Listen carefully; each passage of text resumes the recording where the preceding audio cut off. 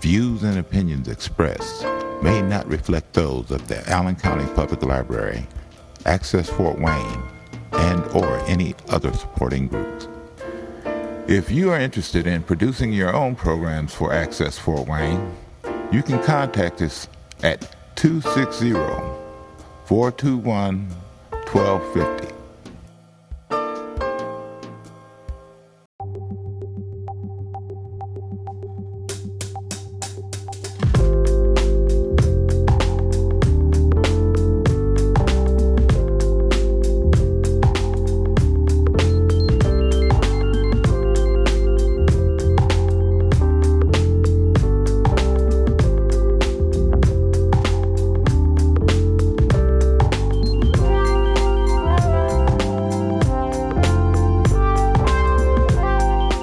Hello everyone, and welcome once again to Countyline on Public Access Television. I'm Mike Green, Public Information Officer in the Allen County Commissioner's Office, coming to you this time from the Turnstone Center in Fort Wayne. The services offered here meet a vital community need for children or adults with disabilities. Turnstone and the other agencies in our community which serve the disabled aspire to a world that accepts and values people based on their abilities. Well, that's also a vision that's shared by Allen County and Fort Wayne elected officials. And to that end, the Allen County Board of Commissioners and Mayor Tom Henry are establishing a panel with the goal of helping our community become more inclusive of people with disabilities. Well, great. Good morning, and thank you for taking the time to be with us today, and thanks to Mike Musha, I know there he is, for allowing us to use this beautiful facility today. The quality of life in a community is defined in so many ways, by its streets, by its roads, its parks, its educational systems, how available jobs are, and a host of other things. In Allen County, however, I truly believe that it's the people that create the higher level of quality in all of our lives. We've really got an eclectic mix of people in Allen County who help to contribute to that quality, and none any more than those with disabilities. I look to my friend Jeff Shearer here, probably didn't know I was going to use you as a prop. He's led the Action Club for several years, and I've had the opportunity to join them on occasion. They're a group of individuals with disabilities who are pledged to serve this community, and they've done so with so many meaningful group projects. I am truly amazed by his leadership with his company, Shearer Resources. That's a company that's putting product made by those with disabilities right back into our community. And just for a shameless plug, you can get to that through www.shearer-resources.org. Look them up. We have all of these great stories in this community, but there's still so much more to do, which is why when David Nelson from the League came to the mayor and the commissioners about establishing a Fort Wayne Allen County Disability Advisory Council, we didn't flinch. In fact, the Allen County Board of Commissioners will be taking this initiative up later on this week. This council will assist city and county in becoming models of providing equal access for people with disabilities for employment, services, programs, and activities offered by the city and the county. The 9-member council will specifically do the following. They'll serve as an information resource for city and county elected officials and administrators regarding the needs, regarding the conditions, cultural attributes, and the status of people with disabilities. They'll identify barriers to full community participation encountered by people with disabilities. They'll recommend corrective actions to address the identified barriers, and they'll produce an annual report that will summarize the recommendations, the activities, and the accomplishments of the council. We can only be made stronger when everyone is working together to promote this initiative, and we are excited about the opportunity to work with the city of Fort Wayne to get to this next level.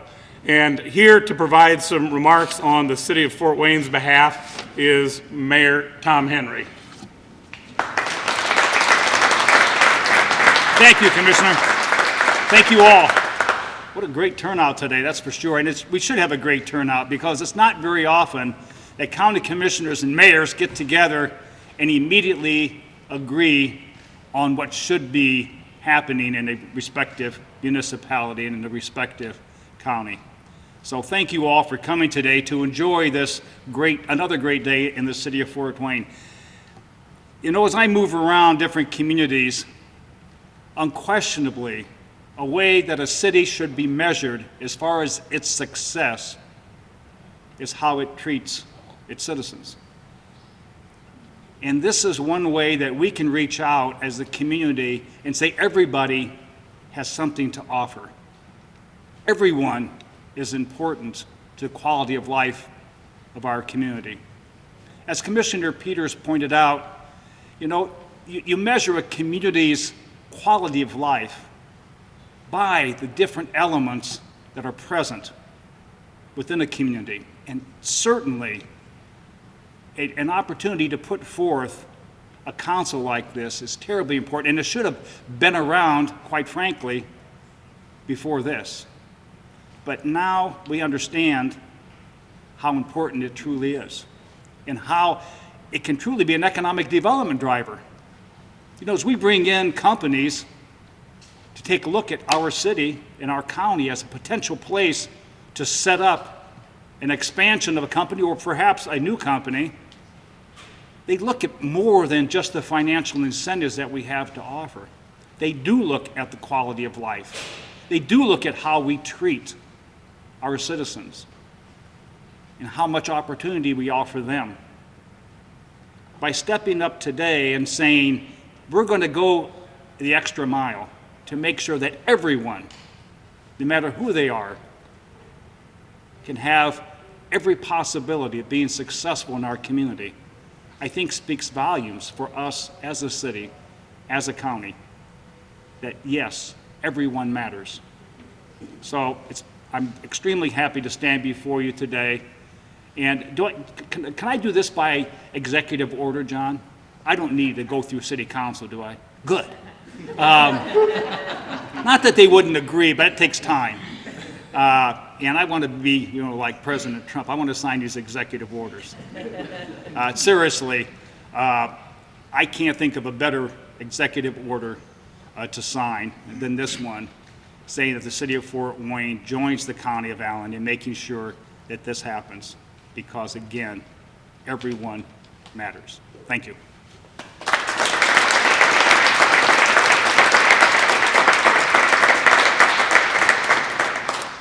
Thank you, Mayor. Very, very well put. The Northeast Indiana Disability Advisory Coalition has always been made sure that those with disabilities have a seat at the table. And while the co-founder of the coalition, Tom O'Neill, deserves his share of credit for promoting this effort, he was unfortunately unable to be with us today. But to speak on their behalf is the chair of that organization and the executive director of the Down Syndrome Association of Northeast Indiana, Ms. Shelley Yoder.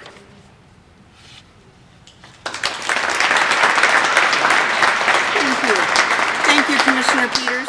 On behalf of the Northeast Indiana Disability Advocacy Coalition, we extend our sincere thanks to Mayor Henry and the city and to Commissioner Peters and the county for their commitment to making our community an inclusive one for all citizens. Communities are stronger when all citizens are valued, involved, and able to participate in the places where they live, work, and play. We look forward to working with the city and county to establish a community that accepts and values people of all abilities. I'd like to give a special thank you to Lynn Gilmore and David Nelson, NIDAC members, for their leadership and guidance in helping to form this new advisory council.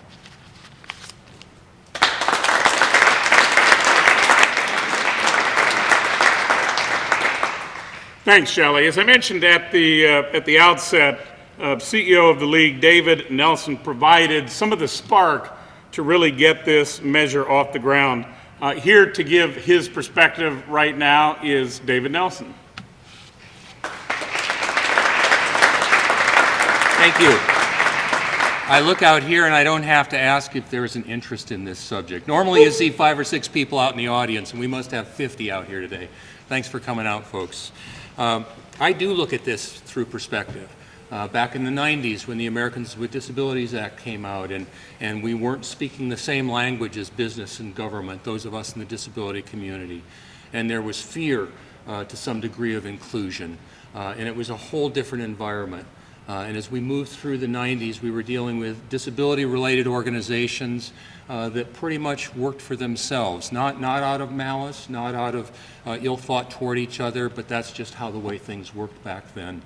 But today, this is a benchmark day for us because it marks a day when the disability community has united through the Disability Advocacy Coalition, 17 organizations that today speak with a common voice on common issues. That didn't happen 20 years ago. And a day when the city and the county and people with disabilities and the agencies that represent them have come together to say, we don't want to just meet the requirements. We don't want to be as bad as we can be and get away with it. We want to be the best we can be. And that's what this council represents. A landmark effort in this community and in this county and in this city to be the best we can be, and we will be, thanks to the leadership we have here. Thank you so much.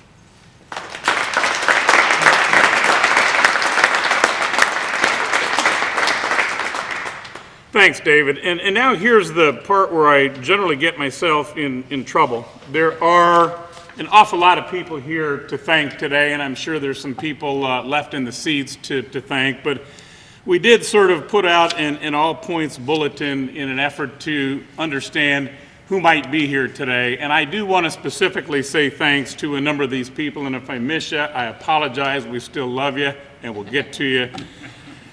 Janet Schutte, Director of Communications and Marketing, Easter Seals Arc of Northeast Indiana. Todd Nichols, Disability Support Services out at Ivy Tech. Lisa Smith, Executive Director at the Mental Health America of Northeast Indiana. Anna Ross, the Executive Director at Audiences Unlimited. Holly Tonak and Cindy Atkinson, Gigi's Playhouse in Fort Wayne. John Drebenstedt, Director of Marketing and Public Relations, Byron Health Center. Evan J. Detweiler, Director of Therapy and Case Management. I wouldn't be able to go back to the office if I didn't introduce my colleague, Commissioner Therese Brown. Michael Thomas and Ed Gomez, Indiana Association of Workers for the Blind. Lynn Gilmore, AWS Foundation. Jeff Shear, who we introduced, and Mike and Kathy Paff, thanks for being here and bringing them with you today. Jason Meyer from Passages, Betty Beck and Josh Zymet, Fifth Freedom. Becky Weimerskirch, Community Transportation Network, Anna Bogdan, Executive Director, Healthcare Connection. So as you can see, there is an awful lot of support for this initiative in this community. And I said at the outset, it takes all of us to make something like this happen. You all have showed a willingness today to step to the table, to make this a reality. I just want to, on behalf of the mayor, say thanks so much for doing that. We look forward to putting this thing together and seeing bigger and better things. Thank you for being here today. Be happy to entertain any questions, or if you all want to do some one-on-ones after the show, happy to do that too. All right, well, thanks so much. Appreciate everybody being here.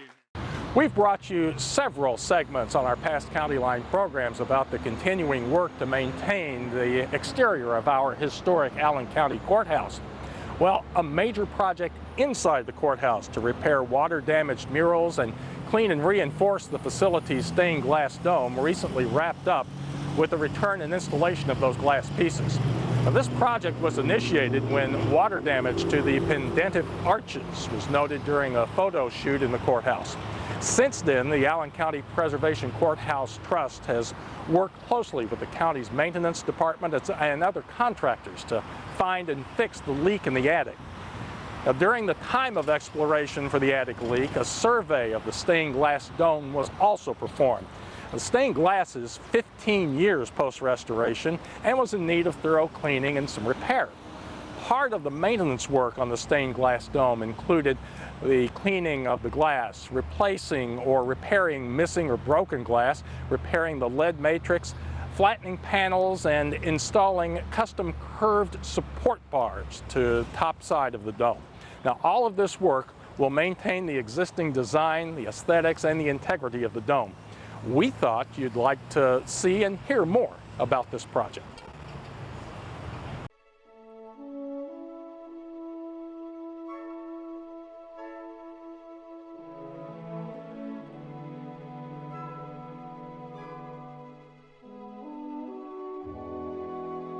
My name is Arthur Feminella Sr. I'm the president of Feminella & Associates Incorporated.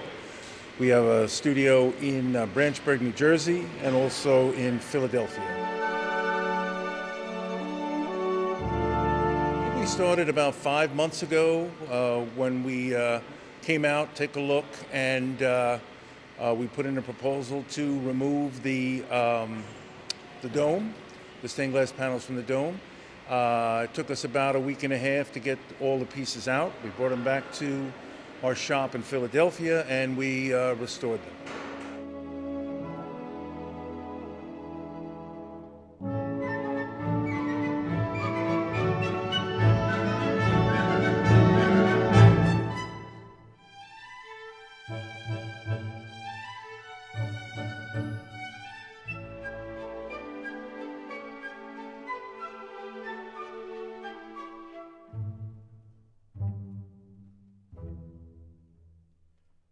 They're in great shape. Even the lead was in good shape, but the windows were deflecting. They were moving out of their original design plane. Once they move to a certain degree, the glass starts to break. Daylight was being seen between the glass and the lead. So what we did is return them to their original shape, but we added support system to the top of the window, so you don't see it down here, but it gives it a lot more strength.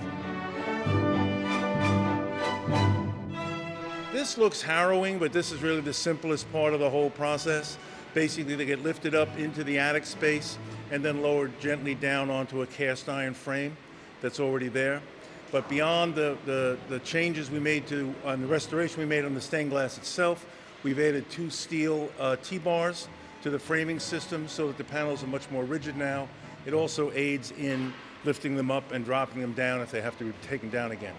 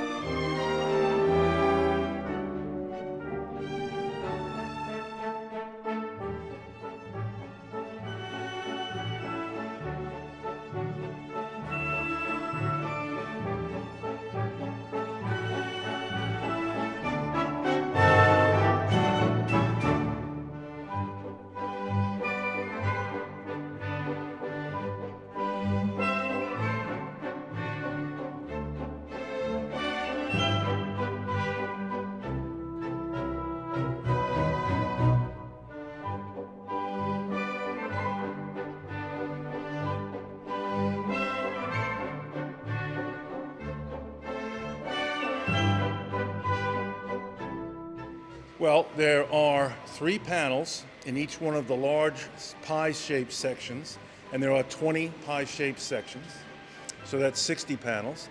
And then there are 20 smaller panels that also came out, and then there are 8 sections at the center of the ceiling that we cleaned in place. They were really in good shape.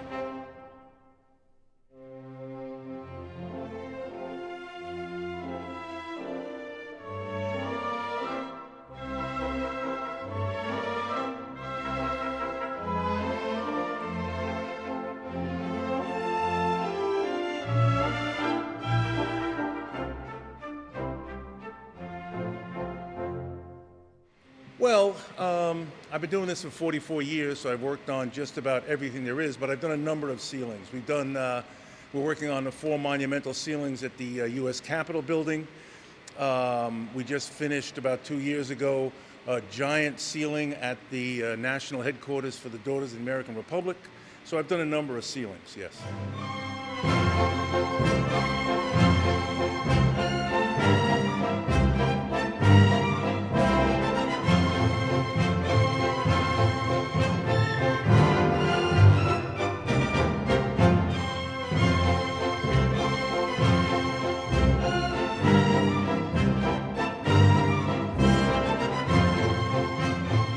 Windows are made from opalescent glass. Opalescent glass is an American invention. Comes on the scene about 1874 with John Lafarge, and then Tiffany. And John Lafarge and Tiffany are really considered at the highest level of work in opalescent windows. A number of other studios in the United States picked up that art form, such as Luxurious Prism.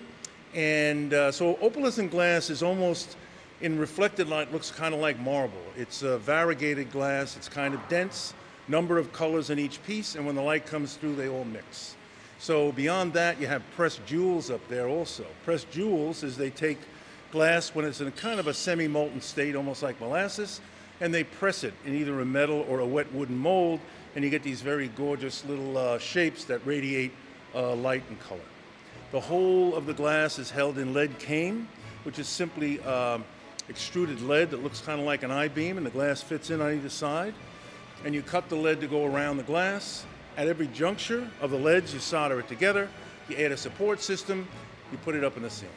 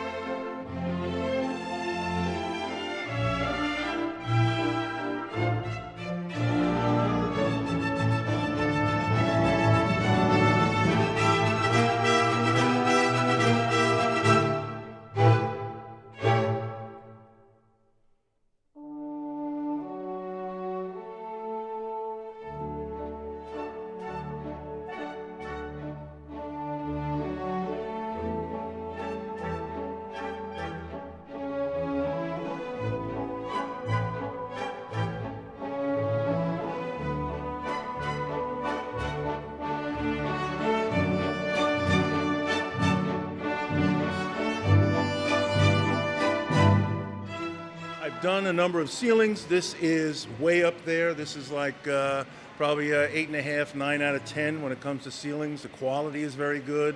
The color, the design is superb. It blends in with the entire decorating scheme of the courthouse. So yeah, these are very, very good windows.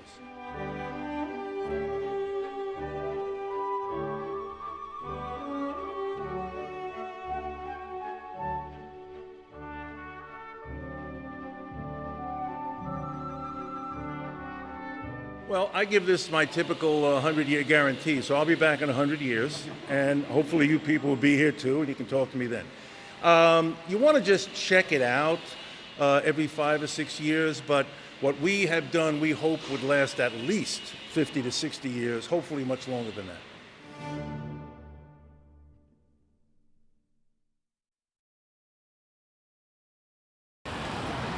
Well, that will do it for this particular County Line program. I'm Mike Green, Public Information Officer in the Allen County Commissioner's Office. We thank you for watching, and we hope you will join us again next time on County Line.